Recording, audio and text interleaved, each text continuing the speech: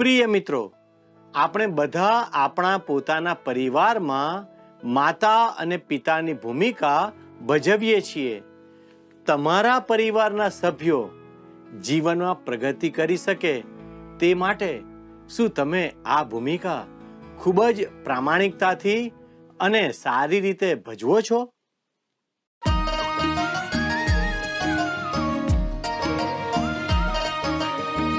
स्तवन करूं, स्तवन करूं, स्तवन करूं ईसु तारूं. वचन सुनीने ग्रहण करूं सहु તેને પંથે ચાલું. સ્તવન કરું, સ્તવન કરું, સ્તવન કરું ઈસુ તારું.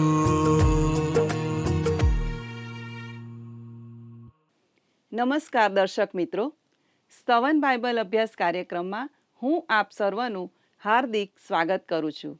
આ કાર્યક્રમ દ્વારા ઈશ્વરના વચનો આપના સુધી પહોંચાડવા માટે અમે પ્રયાસ કરી રહ્યા છીએ. તેથી આપને વિનંતી છે કે અમારા માટે પ્રાર્થના કરતા રહેશો. મિત્રો, આપને યાદ હશે કે આ કાર્યક્રમમાં આપણે પ્રેરિત પાઉલ દ્વારા થેસ્સાલોનિકીઓને લખેલા પ્રથમ પત્રના અભ્યાસ દ્વારા મંડળીનું સંચાલન અને આત્મિક પોષણ કરવા માટે શું જરૂરી છે તે શીખી રહ્યા છીએ. આ વિષય દરેક વિશ્વાસી માટે મહત્વપૂર્ણ છે. આપણા પરિવારની પ્રગતિ અને સલામતી માટે પરિવારના દરેક સભ્ય જવાબદાર છે. તે જ રીતે મંડળી માટે પણ તમે એક જવાબદાર વિશ્વાસી છો. મિત્રો, વાસ્તવમાં મંડળી એક મોટું કુટુંબ છે અને પરિવાર એક નાની મંડળી છે. આજે આપણને એવા લોકોની જરૂર છે જેઓ પાઉલની માફક કામ કરે. આજે ઘણા એવા લોકો હશે જેઓને તમારા પ્રેમ અને સંભાળની જરૂર છે. આ વિષયને સમજવા ચાલો આજના સંદેશ તરફ આગળ વધીએ.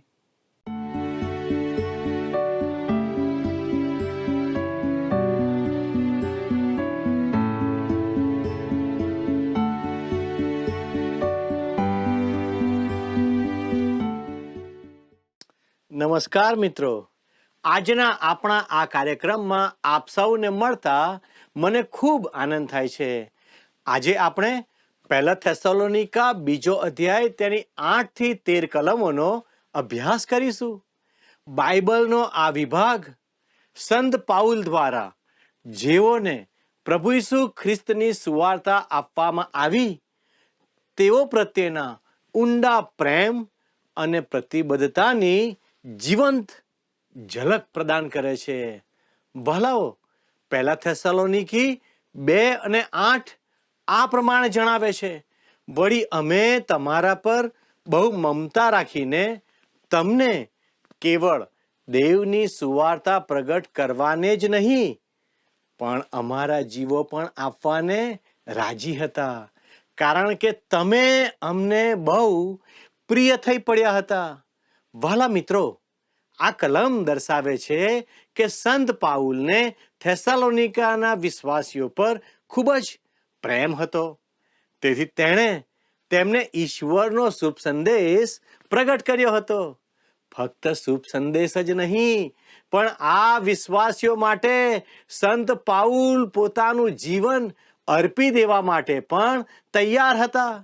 વહાલા મિત્રો, ત્યારબાદ પહેલા થેસ્સલોનિકી 2 અધ્યાય તેની 9મી કલમ આ પ્રમાણે જણાવે છે, ભાઈઓ, તમે અમારો શ્રમ તથા કષ્ટ સંભાળો છો, કેમ કે તમારામાંના કોઈને ભારરૂપ ન થઈએ માટે અમે રાત દહાડો કામ કરીને તમને દેવની સુવાર્તા પ્રગટ કરી. વહાલા મિત્રો, શ્રમ, કષ્ટ અને રાત દિવસ કામ એ તો એક માં જેવી વ્યક્તિ જ કરી શકે, ખરું ને? એક યુક્તિ છે કે માણસનું કામ સૂરજ ઉગવાથી તે આથમવા સુધીનું હોય, પણ એક માનું કામ પુરુષ કદીએ કરી શકે નહીં. માતાને કોઈ પગાર મળતો નથી, સંત પાઉલ પોતા વિશે જણાવે છે કે તે પોતે કોઈ નોકરિયાતની જેમ પગાર મેળવતો નહોતો. નોકરિયાતની જેમ તે કોઈ યુનિયનનો સભ્ય ન હતો. જો માતા 8 જ કલાક કામ કરે તો, જો માં હડતાળ પાડે તો, જો માં પોતાના હકોની માંગણી કરે તો, માતા તો રાત ને દિવસ કામ જ કર્યા કરે છે. કોઈ અપેક્ષા કે માંગણી વગર માતા રાત દિવસ બાળકો અને કુટુંબની સંભાળ લે છે. કુટુંબ, પતિ અને બાળકો માટે માતાનો પ્રેમ, લાગણી અને કાળજી માતા પાસે સતત અને સતત કામ કરાવે છે. તેથી આવું કામ તેને નોકરી જેવું લાગતું નથી. ખરું ને મિત્રો? ભલાઓ, સંત પાઉલ થેસલોનિકીની મંડળી માટે આવો જ પ્રેમ ધરાવે છે. તેથી તેણે તેઓ માટે રાત દિવસ મહેનત કરી. આપણે પણ એકબીજા પર પોતા જેવો પ્રેમ કરવાનો છે. બીજાઓનું ભલું કરવા અને તેઓના ઉદ્ધાર માટે મહેનત કરવાની છે. જેમ એક માતા મહેનત કરે છે તેમ. ભલાઓ, આવો આપણે આગળ અભ્યાસ કરીએ. હવે આપણે પહેલા થેસલોનિકી 2 અધ્યાય તેની 10મી કલમ જોઈએ.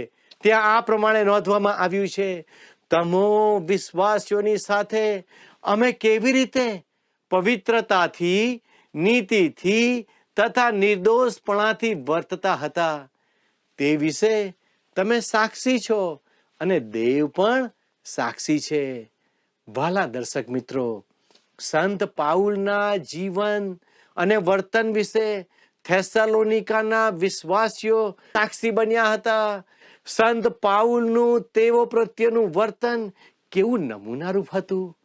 પવિત્રતાથી, એનો અર્થ ઈશ્વર પ્રત્યે પોતાની ફરજ વિશે સંત પાઉલની કાળજી અને ગંભીરતા. વાલા મિત્રો, આ તો પવિત્રતાનો નમૂનો હતો, પવિત્ર જીવનનો ભાગ હતો. નીતિથી એટલે માણસો પ્રત્યેના પાઉલના વર્તનની કાળજી.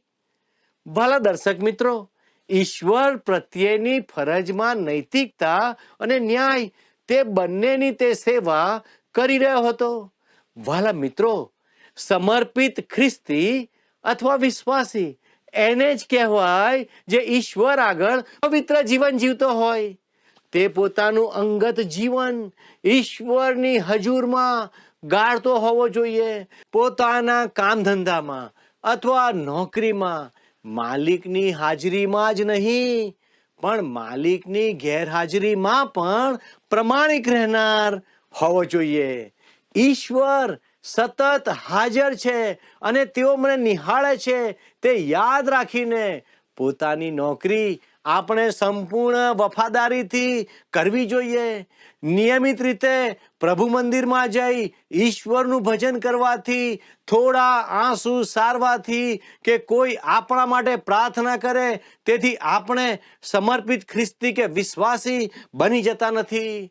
જો તમે કામમાં કે અભ્યાસમાં આળસુ છો તો તમે સમર્પિત વિશ્વાસી નથી. તમારા અધિકારી તમારે વિશે શું વિચારે છે? તમારા મિત્રો તમારા માટે શું વિચાર કરે છે? જો તમે આળસુ કે બેદરકાર છો તો તમે સમર્પિત નથી. વાલા મિત્રો, સમર્પિત જીવન પવિત્ર જીવન છે અને તે ઈશ્વરની હાજરીમાં હંમેશા જીવે છે. વાલા દર્શકો, અહીં બીજો એક શબ્દ છે, નિર્દોષપણાથી. વાલા મિત્રો, આ શબ્દ સૂચવે છે કે સંત પાઉલ અને તેના સાથીઓ વિરુદ્ધ કોઈ દોષારોપણ થઈ શકે તેમ નથી. તેનો અર્થ એ નથી કે દુશ્મનો કે વિરોધીઓ તમારા પર દોષ નહીં મૂકે. હા, તેઓ તો તમને દોષ દેશે જ, પણ તેઓની નિંદા અથવા ટીકા સત્ય નથી. વાલા દર્શક મિત્રો, સંત પાઉલ અને તેના સાથીઓએ પવિત્રતા જાળવી રાખી હતી. પવિત્ર જીવન તમારી આસપાસના લોકોના ઉદ્ધાર માટે ખૂબ જ મહત્વનું છે, કારણ કે આ લોકો તમારું જીવન જોતા જ હોય છે. વારું મારા દર્શક મિત્રો, હવે આપણે પહેલા થેસલોનિકી 2 અધ્યાય તેની 11મી કલમમાં શું લખવામાં આવ્યું છે તે જોઈએ. ધ્યાનથી નિહાળો. તેમજ તમે જાણો છો કે જેમ બાપ પોતાના છોકરાને, તેમ અમે તમારામાંના દરેકને બોધ, ઉત્તેજન તથા ચેતવણી આપતા હતા. વાલા દર્શકો, બોધ શબ્દ માટે ગ્રીકમાં પારાકાલેઓ શબ્દ વપરાયો છે. તે દર્શાવે છે કે સંત પાઉલ તેઓને સમજાવવા અને ખાતરી કરાવવા તેઓ પાસે ગયો. પવિત્ર આત્મા માટે પણ આ પારાકાલેઓ શબ્દ વપરાયો છે. તમને મિત્રો ખ્યાલ હશે કે પ્રભુ ઈસુએ શિષ્યોને કહ્યું હતું કે પવિત્ર આત્મા મોકલી આપશે, જે જગતને પાપ વિશે, ન્યાયપણા વિશે અને ન્યાય વિશે ખાતરી કરાવશે.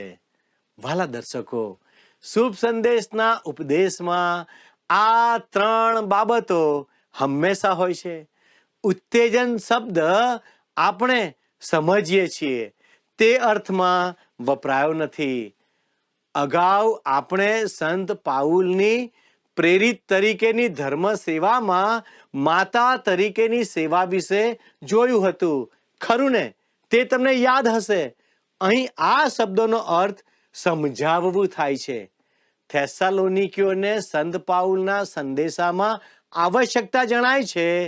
તે ઘણીવાર કહે છે, હું વિનંતી કરું છું, હું આજીજી કરું છું. હા, આ તો શુભ સંદેશ પ્રગટ કરવાની ખરી રીત છે, જેનો આજે આપણે ઉપયોગ કરવો જોઈએ. ભલા દર્શકો, સંત પાઉલ તેઓને ચેતવણી આપતો હતો.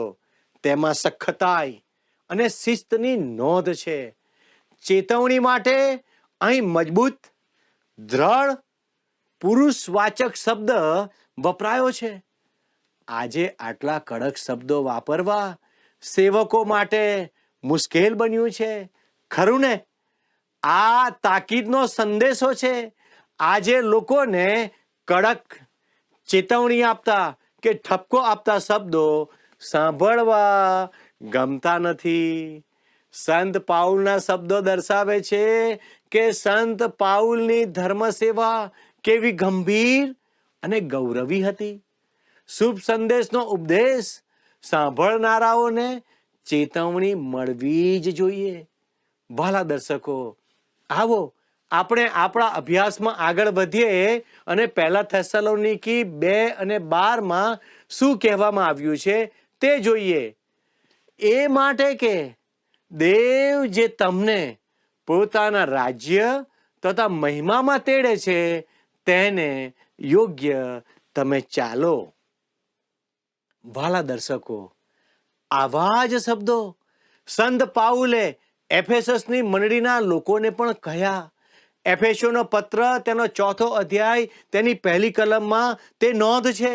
એ માટે હું પ્રભુને સારું બંદીવાન તમને વિનંતી કરું છું કે તમને તેડવામાં આવ્યા છે તે તેડાને યોગ્ય થઈને ચાલો. વાલા દર્શકો, ઈશ્વરે સંતોને પોતાના રાજ્યમાં તેડ્યા છે. આ રાજ્ય તો હજારો વર્ષનું રાજ્ય છે, મહિમાનું રાજ્ય છે, જે અનંતકાળનું રાજ્ય દર્શાવે છે. ભલાઓ, બીજા શબ્દોમાં તે તમારા જીવન માટે ઈશ્વરની મહાન યોજના અને હેતુ છે.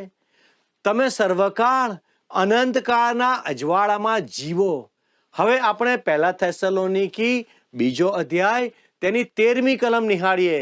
ત્યાં આ પ્રમાણે નોંધ્યું છે, તમે જ્યારે અમારી પાસેથી સંદેશાનું વચન એટલે દેવનું વચન સાંભળીને સ્વીકાર્યું, ત્યારે તેને માણસના વચન જેવું નહીં, પણ જેમ તે ખરેખર દેવનું વચન છે તેમ તમે તેને સ્વીકાર્યું.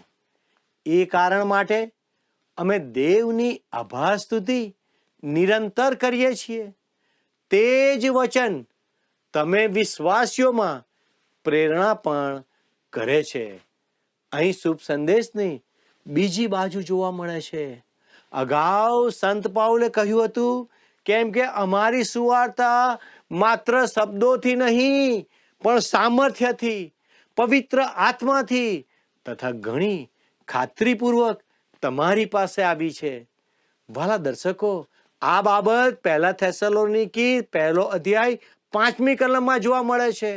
જો કોઈ વ્યક્તિ શુભ સંદેશ પ્રગટ કરે અને તે પરાક્રમ સહિત પ્રગટ થાય તો તેનો સ્વીકાર પણ ઈશ્વરના વચન તરીકે થવો જોઈએ. વાલા મિત્રો, ઈશ્વરનું વચન આપણે કેવી રીતે સ્વીકારીએ છીએ?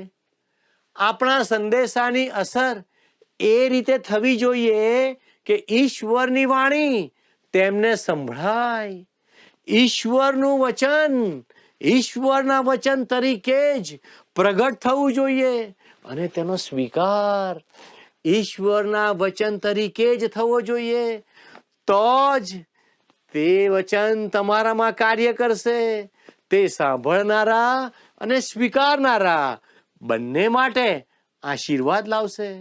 વાલા દર્શક મિત્રો, આપણે જોયું કે સંત પાઉલ ઈશ્વરનું વચન કેવી રીતે પ્રગટ કરતો હતો. ઈશ્વરનું વચન મીઠું હોવાથી તે કેટલાકને ઉત્તેજિત કરે છે. ઈશ્વરનું વચન અજવાળા રૂપ પણ છે, પણ ઘણા લોકોને અંધકાર ગમે છે, કેમ કે તેઓના કાર્યો ભૂંડા છે. વચન તો સીધે માર્ગે એટલે જીવનના માર્ગે દોરે છે. આ અધ્યાયમાં સંત પાઉલ શીખવે છે કે ઈશ્વરની મંડળીએ આ પૃથ્વી પર ઈશ્વરના કુટુંબનું પ્રતિબિંબ પાડવાનું છે. તેણે વિશ્વાસ પ્રત્યે એક માતાના અને એક પિતાના જેવા સંબંધની વાત કરી અને હવે એક ભાઈ જેવા સંબંધની વાત કરે છે. ઘણીવાર લોકો પોતાની મંડળી વિશે કહે છે, અમારી મંડળી એક કુટુંબ છે.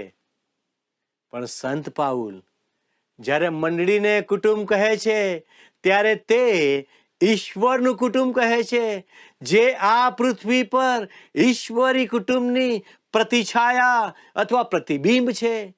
એક કુટુંબે તેમજ ખ્રિસ્તની મંડળીએ સમાજમાં ઈશ્વરનું પ્રકટીકરણ બનવું જોઈએ. કુટુંબમાં પતિ, પત્ની અને બાળકોના સંબંધ દ્વારા ઈશ્વર અને ખ્રિસ્તના જગત માટેના પ્રેમનું ત્રિવિધ પાસું પ્રગટ થવું જોઈએ. સંત પાઉલે અગાઉ સ્થાનિક મંડળીની સરખામણી એક માતા સાથે કરી હતી.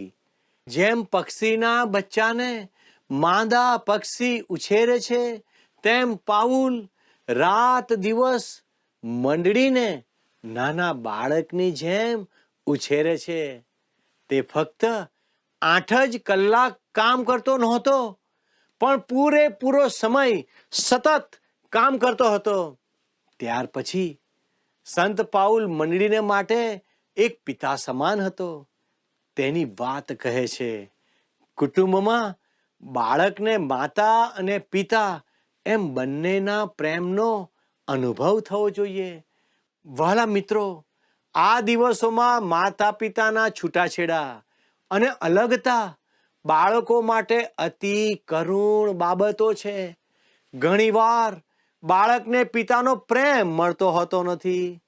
અહીં પિતાનો પ્રેમ શિસ્તમાં દર્શાવાયો છે. સંત પાઉલ થેસાલોનિકીઓને કહે છે કે તે તેઓ માટે પિતા હતો. મંડળીમાં દિલાસો આપનારા સંતો હોય છે. લોકોને તે ગમે છે, કારણ કે દરેકને દિલાસાની જરૂર હોય છે. કોઈ આપણી પીઠ પર હાથ ફેરવે અથવા બાળકના માથે કોઈ હાથ ફેરવે તે બાબત દિલાસો અને હિંમત આપે છે. તે શારીરિક દિલાસાની ક્રિયા હોવા છતાં આનંદ આપે છે. પણ આપણને ફક્ત દિલાસાની જ નહીં પણ શિસ્તની પણ જરૂર હોય છે. પિતા શિસ્ત પાલન કરાવે છે. જો કે આજે બાળકોને અને મોટાઓને શિસ્ત ગમતી નથી. તેથી કુટુંબમાં, સમાજમાં અને મંડળીમાં પણ શિસ્તની ભારે ખોટ લાગે છે. વાલા દર્શક મિત્રો, મારા પિતાજી બહુ શિસ્તમાં માનતા હતા અને તેથી આજે પણ હું તેમને આદર આપું છું.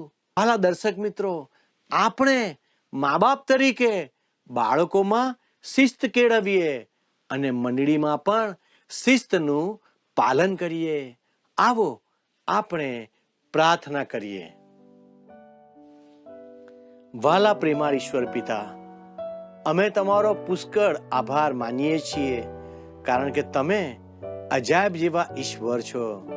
પવિત્ર પ્રભુ, આજે તમે અમને જે પાઠ શીખવાડ્યો તે પાઠ શીખવાને માટે અમને મદદ કરો. તમારા વચનને આધીન થવા અમે તમારી કૃપા માંગીએ છીએ. પવિત્ર પ્રભુ, તમે અમને શિસ્તમાં જીવન જીવવાને માટે મદદ કરો. અમે અમારી મંડળીને માટે તમારી કૃપા માંગીએ છીએ.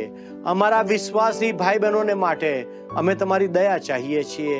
અમારા પાળક સાહેબોને માટે, સેવકોને માટે, સેવિકાઓને માટે અમે તમારી કૃપા માંગીએ છીએ.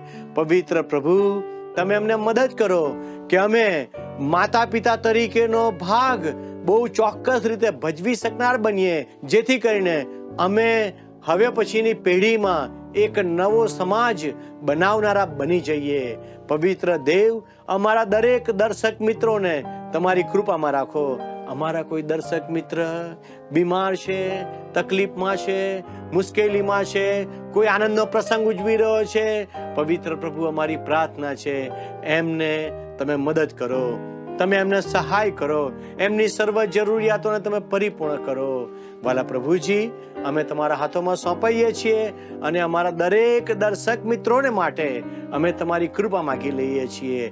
ધન્યવાદના અર્પણો સાથે અમારી આ પ્રાર્થના ઈસુના નામમાં માંગીએ છીએ. આમેન.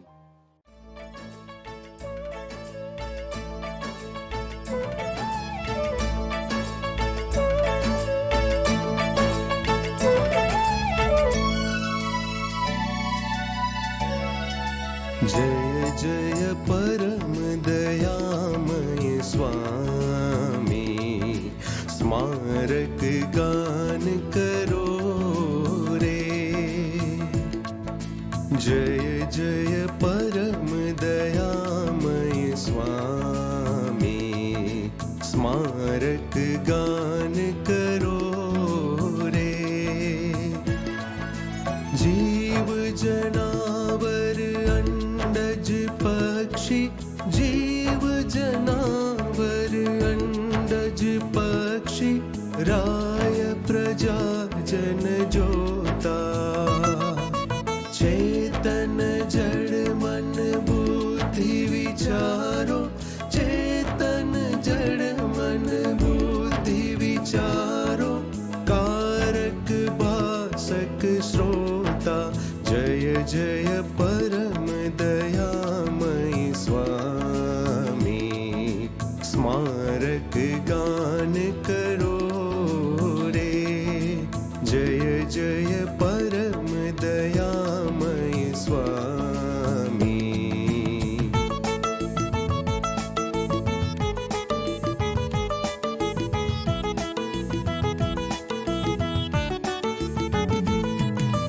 भक्त समाज निरंतर तेने, भक्त समाज निरंतर तेने, साथ भजो अनुरागे.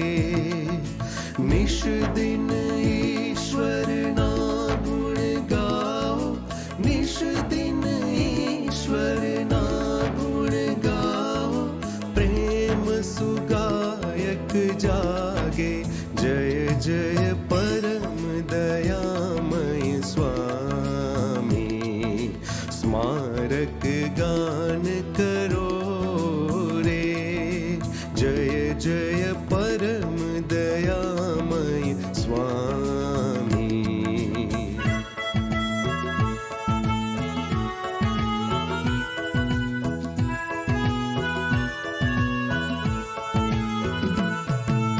ईश्वर कृत तन जीव अमारा, ईश्वर कृत तन जीव अमारा, अद्भुत कार्य अनुपा।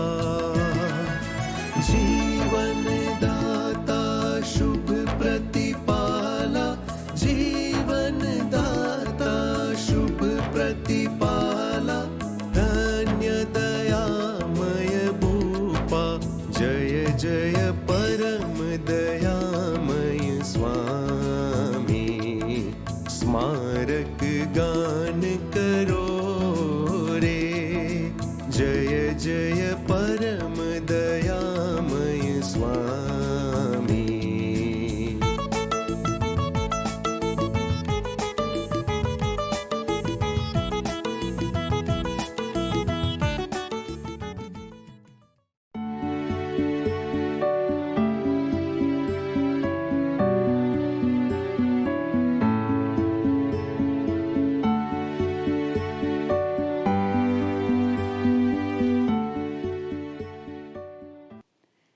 પ્રિય મિત્રો, આજે આપણે શીખ્યા કે પાઉલ થેસાલોનિકીઓ પ્રત્યે પોતાનો ઊંડો પ્રેમ વ્યક્ત કરે છે. તે ફક્ત શુભ સંદેશ જ નહીં, પરંતુ પોતાનું જીવન પણ તેમની સાથે વહેંચવા માંગે છે. પ્રેરિત પાઉલ અને તેના સાથીઓએ પોતાનું ગુજરાન ચલાવવા માટે સખત મહેનત કરી, જેથી તેઓ થેસાલોનિકીઓ માટે આર્થિક બોજ ના બને. અહીં પ્રેરિત પાઉલ વિશ્વાસીઓને પોતાના પવિત્ર, ન્યાયી, નીતિમય, પ્રમાણિક અને દોષરહિત આચરણની યાદ અપાવે છે. તે સાથે પ્રેરિત પાઉલ પોતાના ઉપદેશની તુલના એક પિતાના ઉપદેશ સાથે કરે છે, જે પોતાના બાળકોને ઈશ્વરને પસંદ પડે તેવું જીવન જીવવા માટે પ્રોત્સાહિત કરે છે. તે સાથે થેસાલોનિકીઓએ ઈશ્વરના વચનને માણસોના વચન તરીકે નહીં, પણ ઈશ્વરના વચન તરીકે સ્વીકાર કર્યો, તે માટે તેઓનો આભાર માને છે. મિત્રો, આધ્યાત્મિક પિતા તરીકે પાઉલે વિશ્વાસીઓને પ્રોત્સાહન આપ્યું, દિલાસો આપ્યો અને વિનંતી કરી. શું તમે બીજાઓને દિલાસો આપવા અને ઈશ્વરને ગમે એવું જીવન જીવવા પ્રોત્સાહન આપવા તૈયાર છો? ઈશ્વર આ બાબત સમજવા આપને સહાય કરે. મિત્રો, આજની આપણી બાઇબલ ક્વિઝનો પ્રશ્ન છે, પાઉલના શિક્ષણથી લોકોને શાનું ભાન થયું? એ. પોતાની મહેનતનું, બી. પોતાના જીવનનું, સી. પોતાના કાર્યોનું, ડી. પોતાના પાપોનું. મિત્રો, ગત પ્રશ્નનો જવાબ છે એ. ફિલિપી.